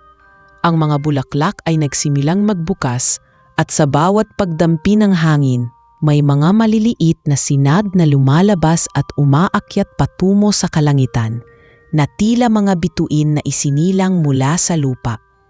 Ang mga engkanto ay lumabas mula sa kanilang mga tahanan upang masdan ang kababalaghan. Ang kaharian ay muling nabubuhay, wika ni Althea, na ngayoy payapa na rin. At ang alaala ni Sisa at Maximo ay hindi na lamang kwento, ito na ang kaluluwa ng ating mundo. Mula noon, tuwing darating ang kabilugan ng buwan, nagtitipon ang mga engkanto sa paligid ng punong kristal. Binubuksan nila ang kanilang mga palad at mula roon ay lilitaw ang mga gintong sinag na nagiging mga bulaklak ng alaala. Sa bawat pag-awit ni Elira, naririnig nila ang himig ng nakaraan, ang pag-ibig na nagturo sa kanila ng kababaang loob, ang sakripisyo na nagligtas sa kanilang mundo at ang bagong simula na ipinagkaloob sa kanilang lahi.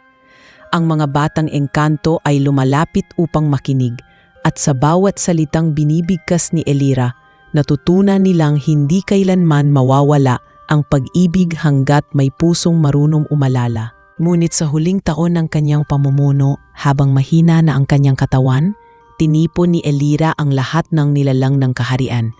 "Panahon na," sabi niya, "na ipasa ko ang liwanag sa mga susunod. Hindi ako mananatili sa inyo magpakailanman, ngunit ang aral ni Sisa at Maximo ay kailangang patuloy ninyong dalhin. Alalahanin ninyo, ang tunay na kaharian ay hindi nasusukat sa liwanag na nakikita, kundi sa kapayapaang nakatanim sa bawat puso." Sa huling gabi ng kanyang buhay, umiga siya sa tabi ng punong kristal, tulad ng ginawa ni Haring Maximo noon. Habang natapikit siya, naramdaman niya ang malamig na hangin, at sa ihip nito ay narinig niya ang dalawang pamilyar na tinig. "Halika na," bulong ni Sisa. Matagal ka naming hinintay. Ngumiti si Elira at sa sandaling iyon, pumikit siya ng tuluyan. Ang punong kristal ay muling kumislap at ang buong kaharian ay napalibutan ng liwanag na tila umabot hanggang sa langit. Kinabukasan, nakita ng mga engkanto ang bagong anyo ng puno. Mas malaki, mas matibay, at ang mga bulaklak nito ay may halong gintong sinag at abong liwanag. Tinawag nila itong punong sisa sa gisag ng pag-ibig at sakripisyo na nagbago sa kanilang mundo magpakailanman. At hanggang ngayon, sinasabi ng mga matatanda na kapag humihip ang malamig na hangin sa gabi ng kabilugan ng buwan, naririnig pa rin ang mga tinig ni Narcisa, Maximo at Elira. Nagbabantay, umaawit ng parehong himig na minsan ay nagligtas sa kaharian, paalala na ang pag-ibig ay hindi kailanman nagwawakas, kundi nagiging alamat na walang hanggan.